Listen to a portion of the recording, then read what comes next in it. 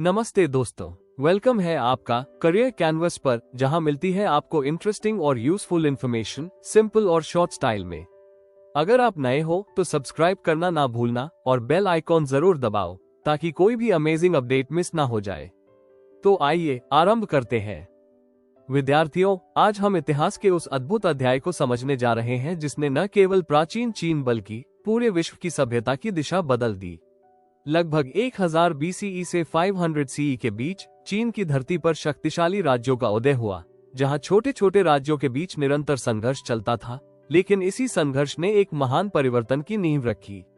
इसी काल में पहली बार चीन एक यूनिफाइड एम्पायर के रूप में उभरा, जिसका श्रेय मुख्य रूप से किन डायनेस्टी को जाता है, जिसने कठोर लीगलिज्म आइडियोलॉजी के आधार पर सशक्त शासन व्यवस्था स्थापित की।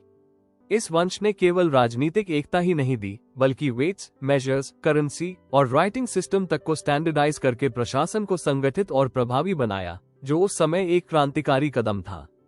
इसके बाद हान डायनेस्टी आई, जिसने किन की कठोरता को संतुलित करते हुए कन्फ्यूशनिज्म जैसे नैतिक दर्शन को अपनाया और शासन को अधिक मानवीय तथा स्थिर बनाया।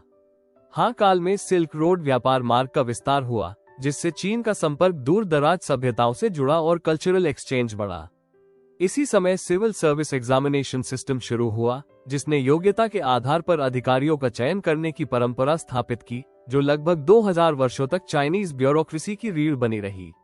विद्यार्थियों, जब हम इन दोनों वंशों को साथ साथ देखते हैं तो समझ आता है कि किन ने चीन को संरचना दी और हान ने उसे आत्मा दी।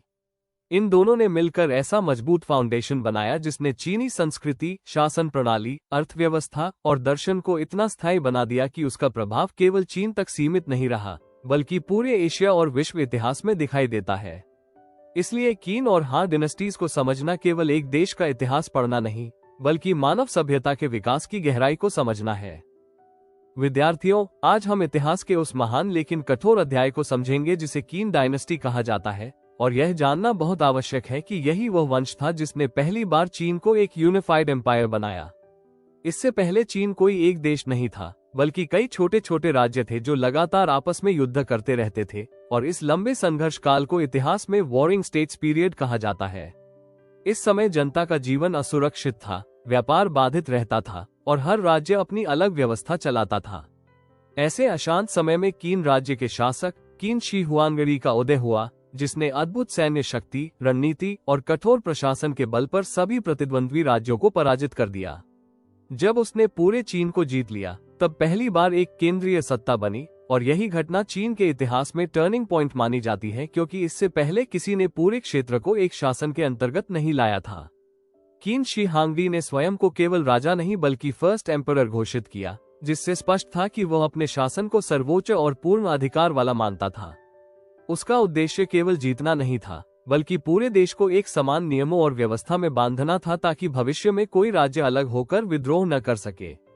इसलिए विद्यार्थियों, किन डायनेस्टी की स्थापना केवल एक राजवंश की शुरुआत नहीं थी, बल्कि यह चीन की राजनीतिक एकता, प्रशासनिक व्यवस्था और राष्ट्रीय पहचान की शुरुआत थी।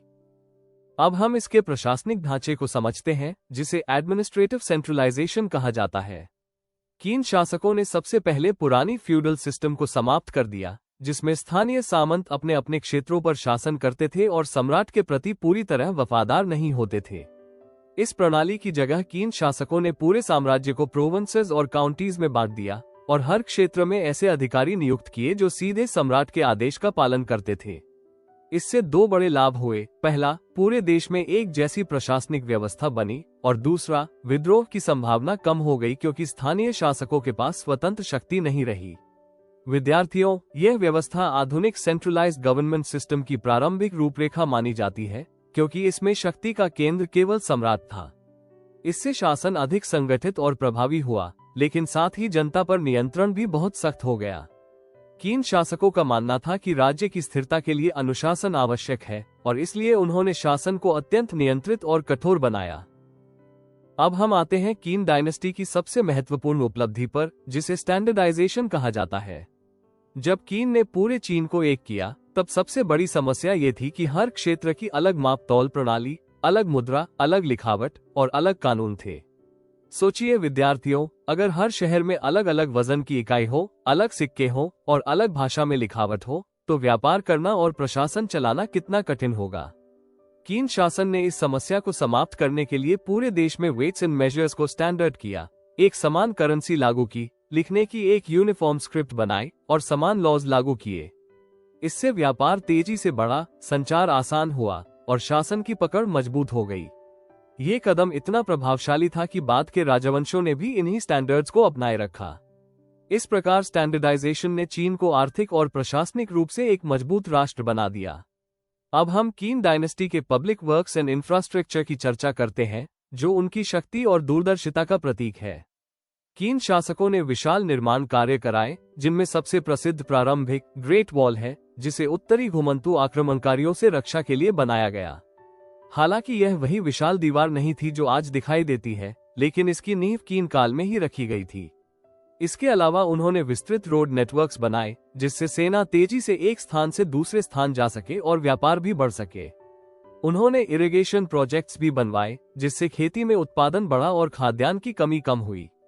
लेकिन इन निर्माण कार्यों का सबसे रहस्यमय और अद्भुत उदाहरण है टेराकोटा आर्मी, जो हजारों मिट्टी के सैनिकों की मूर्तियों का समूह है, जिसे कीन शी हांगडी की कब्र के पास बनाया गया था।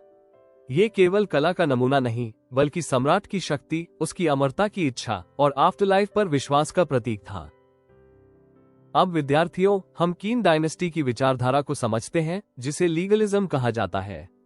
ये दर्शन कहता था कि मनुष्य स्वभाव से स्वार्थी होता है और उसे नियंत्रित करने के लिए कठोर कानून और सख्त दंड आवश्यक है। लीगलिज्म के अनुसार शासक के पास एब्सोल्यूट पावर होना चाहिए और राज्य की शक्ति जनता की भलाई से अधिक महत्वपूर्ण है। इसलिए कीन शासन में कानून बहुत कठोर थे और छोटी गलती पर भी भारी सजा दी जाती थी। इसका परिणाम ये हुआ कि प्रशासन बहुत एफिशिएंट बन गया, अपराध कम हुए और व्यवस्था मजबूत रही, लेकिन साथ ही लोगों में भय और असंतोष भी बढ़ गया। भारी टैक्सेस, फोर्स्ड लेबर और कठोर पनिशमेंट्स ने जनता को मानसिक और शारीरिक रूप से थका दिया। इस प्रकार लीगलिज्म ने राज्य को मजबूत तो बनाया, लेकिन जनता के दिलों में शासन के प्रति सम्मान नहीं बल्कि डर पैदा किया। अंत में हम कीन डायनेस्टी के पतन को समझते हैं, जो ये सिखाता है कि केवल शक्ति से शासन लंबे समय तक नहीं चल सकता। कीन शी हांगडी की मृत्यु के तुरंत बाद विद्रोह शुरू हो गए, क्योंकि जनता पहले से ही कठोर नीतियों से परेशान थी। भारी कर, जबरन मजदूरी और अत्याचार के कारण लोगों का धैर्य टूट चुका था। जैसे ही मजबूत शासक नहीं रहा, साम्राज्य की नींव हिल गई और कुछ ही वर्षों में कीन डायनेस्टी समाप्त हो गई। यह इतिहास का महत्वपूर्ण सबक है कि अत्यधिक कठोर शासन अल्पकालिक स्थिरता तो दे सकता है, लेकिन दीर्घकालिक स्थायित्व नहीं। फिर भी विद्यार्थियों, ये समझना जरूरी है कि भले ही कीन डायनेस्टी केवल लगभग 15 वर्ष चली, लेकिन उसने जो प्रशासनिक ढांचा, एकता की अवधारणा और शासन प्रणाली बनाई, वही आगे आने वाले 2000 वर्षों तक चीन की इंपीरियल सिस्टम की नींव बनी रही। इसलिए कीन डायनेस्टी को छोटा शासनकाल होने के बावजूद महान ऐतिहासिक विरासत वाला वंश माना जाता है, क्योंकि उसने चीन को एक राष्ट्र के रूप में जन्म दिया और इतिहास की दिशा बदल दी। विद्यार्थियों, अब हम इतिहास के उस स्वर्णिम युग को समझने जा रहे हैं जिसे हान डायनेस्टी कहा जाता है, और यह जानना अत्यंत महत्वपूर्ण है कि कीन डायनेस्टी के पतन के बाद यही वंश चीन में स्थिरता, समृद्धि और सांस्कृतिक उत्कर्ष लेकर आया। जहां कीन शासन कठोर कानूनों और भय पर आधारित था, वहीं हान शासकों ने समझा कि किसी भी साम्राज्य को लंबे समय तक टिकाने के लिए केवल शक्ति नहीं बल्कि नैतिकता, शिक्षा और सामाजिक संतुलन भी आवश्यक है। इसी कारण हान शासकों ने लीगलिज्म की कठोर नीति को अस्वीकार कर कन्फ्यूशनिज्म को राज्य की आधिकारिक स्टेट फिलॉसफी बनाया, जो नैतिक आचरण, बड़ों का सम्मान, परिवार की महत्ता, शिक्षा और योग्यता पर आधारित थी। विद्यार्थियों, कन्फ्यूशनिज्म केवल एक दर्शन नहीं था, बल्कि यह जीवन जीने की संपूर्ण व्यवस्था थी, जिसने समाज के हर स्तर पर अनुशासन और नैतिकता स्थापित की। इसका प्रभाव इतना गहरा था कि सदियों तक चीनी समाज का चरित्र, पारिवारिक संबंध और सामाजिक व्यवहार इसी दर्शन से प्रभावित रहे। हान शासकों का विश्वास था कि यदि शासक स्वयं नैतिक होगा, तो प्रजा भी स्वाभाविक रूप से अनुशासित और वफादार बनेगी, और यही सोच उनके शासन की सबसे बड़ी ताकत बनी। अब हम हान डायनेस्टी की शासन प्रणाली को समझते हैं, जो अत्यंत संगठित और दूरदर्शी थी। यद्यपि हान शासकों ने कीन के अत्याचारपूर्ण तरीकों को समाप्त किया, लेकिन उन्होंने उसकी सेंट्रलाइज्ड एडमिनिस्ट्रेशन प्रणाली को बनाए रखा, क्योंकि वे जानते थे कि एक विशाल साम्राज्य को नियंत्रित करने के लिए मजबूत प्रशासन आवश्यक है। उन्होंने एक प्रोफेशनल ब्यूरोक्रेसी विकसित की, जिसमें अधिकारियों का चयन केवल परिवार या वंश के आधार पर नहीं, बल्कि योग्यता के आधार पर किया जाता था। यही प्रणाली आगे चलकर प्रसिद्ध सिविल सर्विस एग्जामिनेशन सिस्टम में बदल गई, जो हां काल की सबसे महान उपलब्धियों में से एक मानी जाती है। इस परीक्षा प्रणाली ने ये सुनिश्चित किया कि राज्य के पदों पर वही लोग आए जो बुद्धिमान, शिक्षित और योग्य हों। विद्यार्थियों, यह व्यवस्था इतनी प्रभावशाली थी कि लगभग 2000 वर्षों तक चीन की प्रशासनिक रीढ़ बनी रही और आधुनिक कम्पिटिटिव एग्जाम्स की अवधारणा भी कहीं न कहीं इसी से प्रेरित मानी जाती है। अब हम हां काल की आर्थिक और तकनीकी प्रगति की चर्चा करते हैं, जो उस समय के लिए अत्यंत उन्नत थी। इस युग में आयन टूल्स और आयन प्लाव का व्यापक उपयोग शुरू हुआ, जिससे खेती अधिक तेज और उत्पादक बन गई। इसी काल में पेपर मेकिंग की खोज हुई, जिसने ज्ञान के प्रसार को सरल बना दिया और शिक्षा को बढ़ावा दिया। सिल्क वीविंग कला ने चीन को विश्व व्यापार में प्रसिद्ध बना दिया, क्योंकि चीनी रेशम दूर दूर तक निर्यात किया जाता था। वाटर व्हील्स और कैनाल्स जैसी तकनीकों ने सिंचाई और परिवहन को आसान बनाया, जिससे कृषि और व्यापार दोनों में वृद्धि हुई। इन सभी इनोवेशंस के कारण आर्थिक समृद्धि बढ़ी, व्यापार का विस्तार हुआ और जनसंख्या में तेजी से वृद्धि हुई। शहर विकसित होने लगे, बाजार सक्रिय हुए और अर्बनाइजेशन की प्रक्रिया शुरू हुई, जो किसी भी उन्नत सभ्यता का संकेत होती है। विद्यार्थियों, ये काल हमें बताता है कि जब तकनीक, अर्थव्यवस्था और शासन एक साथ प्रगति करते हैं, तभी एक सभ्यता वास्तविक रूप से समृद्ध बनती है। अब हम हां डायनेस्टी की विस्तार नीति और विदेशी संबंधों को समझते हैं, जो इसे एक विश्वस्तरीय साम्राज्य बनाते हैं। हां शासकों ने अपने साम्राज्य का विस्तार पश्चिम, उत्तर और दक्षिण दिशाओं में किया, लेकिन सबसे महत्वपूर्ण उपलब्धि एम्परर वू, जिन्हें हां वूडी भी कहा जाता है, के शासनकाल में हुई। उनके समय में चीन ने सेंट्रल एशिया से संपर्क स्थापित किया, जिससे प्रसिद्ध सिल्क रोड व्यापार मार्ग का विकास हुआ। यह मार्ग केवल व्यापार का साधन नहीं था, बल्कि संस्कृतियों, विचारों, धर्मों और तकनीकों के आदान प्रदान का माध्यम भी बना। इसी मार्ग से चीन का संपर्क भारत, पर्शिया, रोम और अन्य सभ्यताओं से हुआ, जिससे वैश्विक स्तर पर सांस्कृतिक संवाद शुरू हुआ। सिल्क रोड के माध्यम से चीन ने न केवल वस्तुएं भेजी, बल्कि अपने ज्ञान, कला और परंपराओं का भी प्रसार किया। अंततः विद्यार्थियों, हां डायनेस्टी को अक्सर रोमन एम्पायर से तुलना की जाती है, क्योंकि दोनों ही साम्राज्य विशाल, शक्तिशाली और दीर्घकालिक प्रभाव वाले थे। हां शासन लगभग 4 शताब्दियों तक चला, जो ये सिद्ध करता है कि संतुलित शासन, नैतिक दर्शन, आर्थिक विकास और सांस्कृतिक समृद्धि मिलकर किसी भी राज्य को स्थायी महानता प्रदान करते हैं। यदि किन डायनेस्टी ने चीन को राजनीतिक रूप से एकीकृत किया था, तो हां डायनेस्टी ने उसे सांस्कृतिक और बौद्धिक रूप से महान बनाया। इस प्रकार हां काल केवल एक राजवंश का इतिहास नहीं है, बल्कि यह उस प्रक्रिया की कहानी है जिसमें एक राष्ट्र ने स्थिरता, ज्ञान और वैश्विक संपर्क के माध्यम से विश्व सभ्यता में अपना स्थायी स्थान बनाया। विद्यार्थियों, किसी भी सभ्यता की शक्ति केवल उसकी सेना या धन में नहीं होती, बल्कि उसके विचारों और दर्शन में छिपी होती है, क्योंकि वही तय करते हैं कि समाज कैसे चलेगा, लोग कैसे सोचेंगे और शासक किस प्रकार शासन करेगा। चीन के इतिहास में किन और हां काल इस बात का अद्भुत उदाहरण है, जहां 2 अलग अलग फिलोसॉफिकल सिस्टम्स ने शासन और समाज की दिशा निर्धारित की। सबसे पहले हम लीगलिज्म को समझते हैं, जो किन डायनेस्टी की मुख्य विचारधारा थी। लीगलिज्म का मूल सिद्धांत ये था कि मनुष्य स्वभाव से स्वार्थी होता है, इसलिए यदि उसे नियंत्रित न किया जाए तो समाज में अराजकता फैल सकती है। इस दर्शन के अनुसार शांति और व्यवस्था बनाए रखने के लिए सख्त कानून, कठोर दंड और पूर्ण अनुशासन आवश्यक है। लीगलिस्ट विचारकों का मानना था कि शासक को पूर्ण अधिकार यानी एब्सोल्यूट पावर मिलना चाहिए, ताकि वह बिना किसी विरोध के राज्य को नियंत्रित कर सके। इसलिए किन शासन में कानून इतने कठोर थे कि छोटी गलती पर भी बड़ी सजा दी जाती थी, जिससे लोग डर के कारण नियमों का पालन करते थे। इस व्यवस्था ने अल्पकाल में राज्य को मजबूत और संगठित बना दिया, क्योंकि अपराध कम हुए, प्रशासन तेज हुआ और विद्रोह दब गए। लेकिन विद्यार्थियों, यही कठोरता जनता के दिलों में असंतोष भी भरने लगी, क्योंकि लोग केवल डर से शासन मान रहे थे, सम्मान से नहीं। यही कारण था कि लीगलिज्म ने व्यवस्था तो दी, पर लोकप्रियता नहीं दी, और अंततः किन डायनेस्टी के पतन का एक बड़ा कारण यही बना। अब हम कन्फ्यूशनिज्म को समझते हैं, जो हां डायनेस्टी की मुख्य विचारधारा बनी और जिसने चीन के समाज को गहराई से प्रभावित किया। कन्फ्यूशनिज्म का आधार नैतिकता, सदाचार और सामाजिक संतुलन है। ये दर्शन सिखाता है कि यदि शासक स्वयं वर्चुअस और न्यायप्रिय होगा, तो प्रजा भी स्वाभाविक रूप से वैसी ही बनेगी, क्योंकि लोग अपने शासक का अनुसरण करते हैं। इसमें शिक्षा को अत्यंत महत्वपूर्ण माना गया, क्योंकि शिक्षा मनुष्य के चरित्र को सुधारती है और उसे जिम्मेदार नागरिक बनाती है।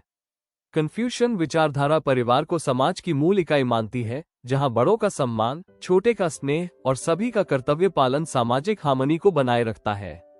इस दर्शन में शासक को कठोर शासक नहीं बल्कि दयालु मार्गदर्शक माना गया है, जिसे काइंडनेस और जस्टिस के साथ शासन करना चाहिए। हाँ, शासकों ने समझा कि केवल कठोर कानूनों से राज्य लंबे समय तक स्थिर नहीं रह सकता, इसलिए उन्होंने कन्फ्यूशियन नैतिकता को कीन की प्रशासनिक प्रणाली के साथ मिलाकर एक बैलेंस्ड गवर्नेंस सिस्टम बनाया। विद्यार्थियों, यही संतुलन हाँ साम्राज्य की सबसे बड़ी सफलता का रहस्य बना, क्योंकि इसमें लीगलिज्म की प्रशासनिक दक्षता और कन्फ्यूशनिज्म की नैतिकता दोनों शामिल थी। इससे शासन मजबूत भी रहा और जनता संतुष्ट भी रही। यही कारण है कि हा डायनेस्टी कई सदियों तक स्थिर रही, जबकि कीन डायनेस्टी बहुत कम समय में समाप्त हो गई। इस प्रकार इतिहास हमें सिखाता है कि केवल कठोरता या केवल दयालुता से राज्य नहीं चलता, बल्कि शक्ति और नैतिकता का संतुलन ही स्थायी शासन की कुंजी होता है। इसलिए कीन और हा काल के ये दर्शन केवल प्राचीन विचार नहीं है, बल्कि आज भी आधुनिक राजनीति और प्रशासन को समझने में मार्गदर्शन देते हैं, क्योंकि वे बताते हैं कि समाज को संगठित रखने के लिए नियम भी चाहिए और मानवीय मूल्य भी। विद्यार्थियों, आज हम इतिहास के उस महान व्यापारिक मार्ग को समझने जा रहे हैं जिसने केवल वस्तुओं का ही नहीं बल्कि विचारों, संस्कृतियों और ज्ञान का भी आदान प्रदान कराया, और उस मार्ग का नाम है सिल्क रोड। ये केवल एक सड़क नहीं थी, बल्कि कई रास्तों का विशाल ट्रेड नेटवर्क था, जो चीन को central Asia, Persia, India, middle east और रोम जैसी महान सभ्यताओं से जोड़ता था। इस मार्ग का नाम सिल्क रोड इसलिए पड़ा क्योंकि चीन का सबसे प्रसिद्ध निर्यात वस्त्र सिल्क इसी रास्ते से दुनिया भर में भेजा जाता था, और उस समय चीनी रेशम इतनी कीमती वस्तु मानी जाती थी कि राजाओं और अमीर व्यापारियों के लिए ये प्रतिष्ठा का प्रतीक बन चुका था। चीन से केवल सिल्क ही नहीं बल्कि पोर्सिलेन, पेपर और टी जैसी वस्तुएं भी भेजी जाती थीं, जो अन्य देशों के लिए नई और अद्भुत थी। दूसरी ओर पश्चिमी क्षेत्रों से चीन में horses, gold, silver, glassware, precious stones और स्पाइसेस जैसी वस्तुएं आती थीं, जिससे चीन की अर्थव्यवस्था और भी समृद्ध होती गई। इस प्रकार विद्यार्थियों, सिल्क रोड केवल व्यापार का मार्ग नहीं था, बल्कि यह प्राचीन विश्व की आर्थिक धड़कन था, जिसने अलग अलग सभ्यताओं को एक दूसरे से जोड़ा। अब हम इसके सांस्कृतिक महत्व को समझते हैं, जो व्यापार से भी अधिक गहरा था। सिल्क रोड के माध्यम से केवल वस्तुएं नहीं बल्कि विचार, ज्ञान, कला और धर्म भी यात्रा करते थे। उदाहरण के लिए बुद्धिज्म भारत से चीन तक इसी मार्ग से पहुंचा और धीरे धीरे चीन की संस्कृति और समाज का महत्वपूर्ण हिस्सा बन गया। इसी रास्ते से मेडिकल नॉलेज, एस्ट्रोनॉमी और मैथमेटिक्स जैसे वैज्ञानिक ज्ञान भी एक सभ्यता से दूसरी सभ्यता तक पहुंचे, जिससे मानव ज्ञान का विस्तार हुआ। कलाकारों ने एक दूसरे की कला शैली से प्रेरणा ली, जिससे चाइना और रोम दोनों की कला में मिश्रित शैली दिखाई देने लगी। विद्यार्थियों, ये हमें सिखाता है कि जब सभ्यताएं आपस में जुड़ती हैं, तो वे एक दूसरे को समृद्ध बनाती हैं और मानवता का सामूहिक विकास होता है। अब हम सिल्क रोड के राजनीतिक प्रभाव को समझते हैं। इस व्यापार मार्ग ने चीन की संपत्ति को बहुत बढ़ा दिया, जिससे सम्राट की शक्ति मजबूत हुई और साम्राज्य की स्थिरता बढ़ी। व्यापार से प्राप्त धन ने सेना, प्रशासन और पब्लिक वर्क्स को मजबूत बनाया, जिससे राज्य अधिक संगठित और प्रभावशाली बना। साथ ही जिन देशों के साथ व्यापार होता था, उनके साथ डिप्लोमेटिक रिलेशंस भी मजबूत होते गए, जिससे चीन का अंतर्राष्ट्रीय प्रभाव बढ़ा। इसलिए सिल्क रोड केवल आर्थिक मार्ग नहीं था, बल्कि यह शक्ति, प्रतिष्ठा और वैश्विक संपर्क का प्रतीक बन गया। अंततः विद्यार्थियों, सिल्क रोड हमें ये समझाता है कि इतिहास में प्रगति तब होती है जब सभ्यताएं एक दूसरे से जुड़ती हैं, सीखती हैं और सहयोग करती हैं। यह मार्ग मानव इतिहास का ऐसा सेतु था जिसने पूर्व और पश्चिम को जोड़ा, संस्कृतियों को मिलाया और ज्ञान को सीमाओं से मुक्त किया। इसलिए सिल्क रोड को केवल एक व्यापार मार्ग कहना उसकी महानता को कम आंकना होगा, क्योंकि वास्तव में यह मानव सभ्यता के वैश्विक संवाद का पहला महान मंच था, जिसने दुनिया को एक दूसरे के करीब लाने की शुरुआत की। विद्यार्थियों, अब हम हाँ काल की उस अद्भुत व्यवस्था को समझेंगे जिसे इतिहास के सबसे महान प्रशासनिक इनोवेशंस में गिना जाता है, और वह है सिविल सर्विस एग्जामिनेशन सिस्टम, जिसे चीन में केजू कहा जाता था। इस प्रणाली का मुख्य उद्देश्य ये था कि सरकारी अधिकारियों का चयन जन्म या परिवार के आधार पर नहीं बल्कि योग्यता यानी मेरिट के आधार पर किया जाए, क्योंकि इससे पहले अधिकतर पद वंशानुगत होते थे और केवल अमीर या राजपरिवार के लोग ही शासन में स्थान पाते थे। हाँ, शासकों ने ये समझ लिया था कि यदि राज्य को मजबूत और स्थिर बनाना है, तो उसे ऐसे बुद्धिमान, शिक्षित और नैतिक अधिकारियों की आवश्यकता होगी जो जनता और प्रशासन दोनों को समझते हों। इसलिए उन्होंने परीक्षा प्रणाली शुरू की जिसमें कोई भी व्यक्ति, चाहे वो साधारण परिवार से हो, कठिन अध्ययन और परिश्रम के बल पर सरकारी पद प्राप्त कर सकता था। अब प्रश्न उठता है कि इन परीक्षाओं में क्या पूछा जाता था। विद्यार्थियों, ये परीक्षाएं अत्यंत कठिन होती थी और इन्हें पास करने के लिए वर्षों तक कठोर अध्ययन करना पड़ता था। परीक्षार्थियों को कन्फ्यूशन क्लासिक्स का गहरा ज्ञान होना आवश्यक था, क्योंकि कन्फ्यूशनिज्म राज्य की मुख्य विचारधारा थी। इसके अलावा poetry, history, law and administration तथा मॉरल प्रिंसिपल्स जैसे विषयों की भी परीक्षा होती थी, जिससे ये सुनिश्चित किया जा सके कि अधिकारी केवल विद्वान ही नहीं बल्कि नैतिक और व्यवहारिक ज्ञान से भी संपन्न हो। परीक्षा की कठिनाई इतनी अधिक थी कि बहुत कम लोग ही सफल हो पाते थे, लेकिन जो सफल होते थे उन्हें समाज में अत्यधिक सम्मान और प्रतिष्ठा मिलती थी। अब हम इस प्रणाली के सामाजिक प्रभाव को समझते हैं, जो अत्यंत व्यापक और गहरा था। इस परीक्षा प्रणाली ने शिक्षा के महत्व को बहुत बढ़ा दिया, क्योंकि अब लोग समझने लगे कि पढ़ाई केवल ज्ञान के लिए नहीं बल्कि जीवन में उन्नति के लिए भी आवश्यक है। इससे समाज में सोशल मोबिलिटी बढ़ी, अर्थात साधारण परिवार का व्यक्ति भी मेहनत से ऊंचे पद तक पहुंच सकता था। साथ ही कन्फ्यूशन नैतिक मूल्यों का प्रसार पूरे समाज में हुआ, क्योंकि परीक्षा की तैयारी के दौरान लोग इन्हीं सिद्धांतों का अध्ययन करते थे। परिणामस्वरूप चीन में एक अत्यंत कुशल और शिक्षित ब्यूरोक्रेसी विकसित हुई, जिसने साम्राज्य को सदियों तक स्थिर बनाए रखा। विद्यार्थियों, सबसे आश्चर्यजनक बात यह है कि यह प्रणाली लगभग 1900 वर्षों तक चली और 1905 में जाकर समाप्त हुई, जो ये सिद्ध करती है कि यह व्यवस्था कितनी प्रभावशाली और टिकाऊ थी। अंततः सिविल सर्विस एग्जामिनेशन सिस्टम हमें यह सिखाती है कि जब किसी समाज में अवसर योग्यता के आधार पर दिए जाते हैं, तो वह समाज अधिक न्यायपूर्ण, शिक्षित और शक्तिशाली बनता है। यही कारण है कि हाँ काल की यह उपलब्धि केवल चीन के इतिहास में ही नहीं बल्कि विश्व इतिहास में भी प्रशासनिक प्रतिभा और शिक्षा के महत्व का एक अमर उदाहरण मानी जाती है। विद्यार्थियों, जब हम प्राचीन चीन के इतिहास को समग्र रूप से देखते हैं, तो स्पष्ट होता है कि किन और हा डिनेस्टीज केवल दो राजवंश नहीं थे, बल्कि वे उस महान नींव के निर्माता थे जिस पर दुनिया की सबसे पुरानी कंटिन्यूअस सिविलाइजेशन खड़ी हुई। किन डायनेस्टी ने सबसे पहले राजनीतिक एकता स्थापित की और पूरे चीन को एक मजबूत सेंट्रलाइज्ड एम्पायर में बदला, जो उस समय एक असंभव सा कार्य माना जाता था। उसने लीगलिज्म के कठोर सिद्धांतों, स्टैंडर्डाइजेशन की नीतियों और विशाल इंफ्रास्ट्रक्चर प्रोजेक्ट्स के माध्यम से प्रशासन को संगठित और प्रभावी बनाया, जिससे राज्य की शक्ति अभूतपूर्व रूप से बढ़ गई। इसके बाद हां डायनेस्टी आई, जिसने किन की कठोरता को संतुलित करते हुए कन्फ्यूशनिज्म को अपनाया और शासन में नैतिकता, शिक्षा तथा मानवीय मूल्यों को स्थान दिया, जिससे समाज अधिक स्थिर और संतुलित बना। हां शासकों द्वारा स्थापित सिविल सर्विस एग्जामिनेशन सिस्टम ने प्रशासन को योग्यता आधारित बनाया और आर्थिक तथा सांस्कृतिक विकास को नई ऊंचाइयों तक पहुंचाया। इसी काल में सिल्क रोड का उद्घाटन हुआ, जिसने चीन को विश्व के अन्य क्षेत्रों से जोड़कर व्यापार, विचारों और संस्कृतियों के विशाल नेटवर्क को जन्म दिया।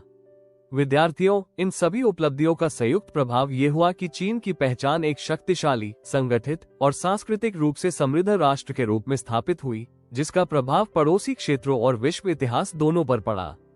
किन हा काल की विरासत आज भी चीन की पॉलिटिकल स्ट्रक्चर, फिलोसॉफिकल वैल्यूज और कल्चरल ट्रेडिशंस में दिखाई देती है, जो ये सिद्ध करती है कि किसी सभ्यता की वास्तविक महानता उसकी स्थायी देन में होती है।